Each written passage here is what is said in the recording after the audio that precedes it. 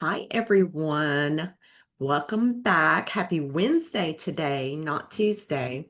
So, kind of throwing you for a little loop today. So, if you're hopping on live, say hello in the comments and let me know where you're watching from. Today's topic is one that so many women deal with, but most have been told that it's normal or they feel like it's normal because they've experienced it for so long, and that is bloating. You know, you wake up feeling fine, but by dinner time, your pants are digging in your waist, your stomach feels tight, and you look several months pregnant. If you've ever thought, maybe I just ate too much, maybe it's just part of getting older, maybe this is just menopause, I just want you to know one thing: bloating is common, but it is not normal.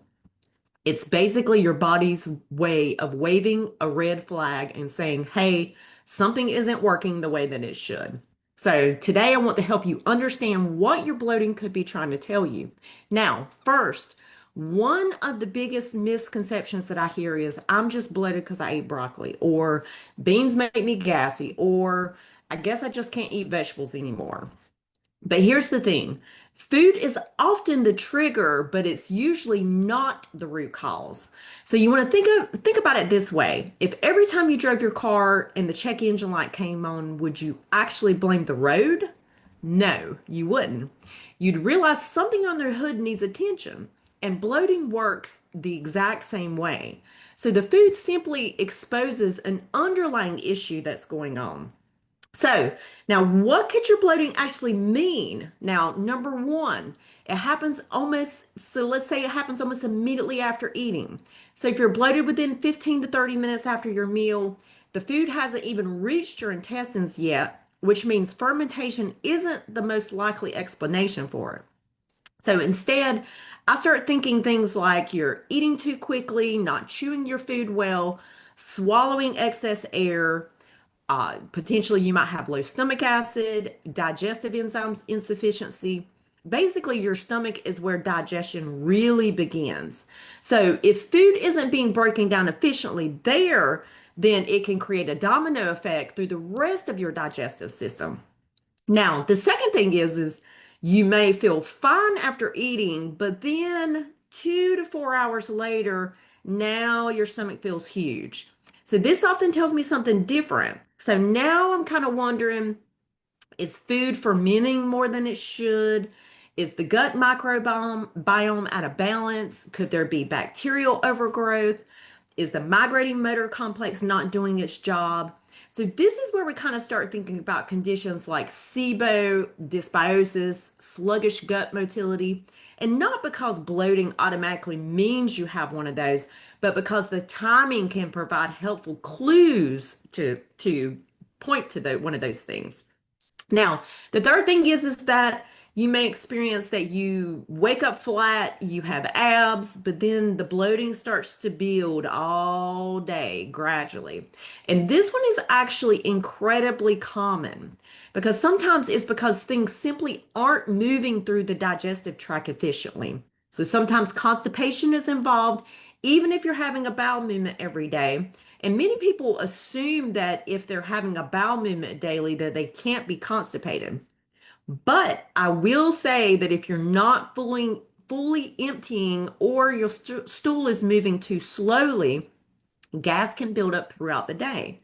So, of course, there are other factors like stress, food choices, and even hormonal changes that can contribute to this as well. So, again, the pattern gives us clues, but it doesn't give us a diagnosis. Now, here's something else that I want most people to, or something else that most people don't actually realize. So, your gut and your hormones are constantly talking to each other. Hormonal changes during perimenopause and menopause can 100% affect digestion.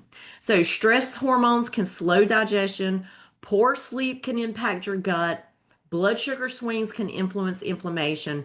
Everything is connected, y'all.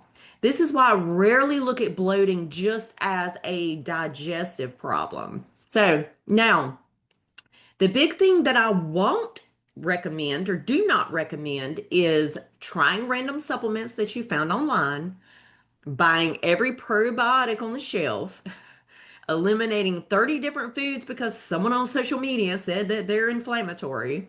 Um, literally had clients come to me taking 15 or 20 supplements and they're still bloated every single day because no supplement can fix a problem if you don't know what's actually causing it.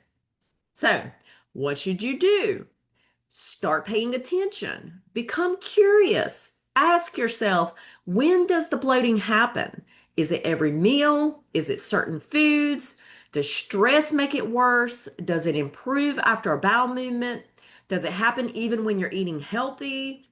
These patterns are actually incredibly valuable. They're pieces of the puzzle. And this is also why I use functional testing. So instead of guessing, instead of throwing a bunch of supplements at symptoms, I like to actually gather data because our body leaves clues. The goal isn't simply to reduce bloating, the goal is to understand why it's happening in the first place. So, last thing I want to leave you with this: your body is always communicating with you. Symptoms are not your body betraying you, even though it feels like that. They're basically your body's way of asking for help. So if you've been struggling with bloating for months or even years, please don't accept it as normal. You deserve answers and you deserve to feel comfortable in your own body again. So if this was helpful, I'd love for you to let me know in the comments and tell me, when do you notice you're bloating the most? Is it after meals? Is it at night? Is it only with certain foods?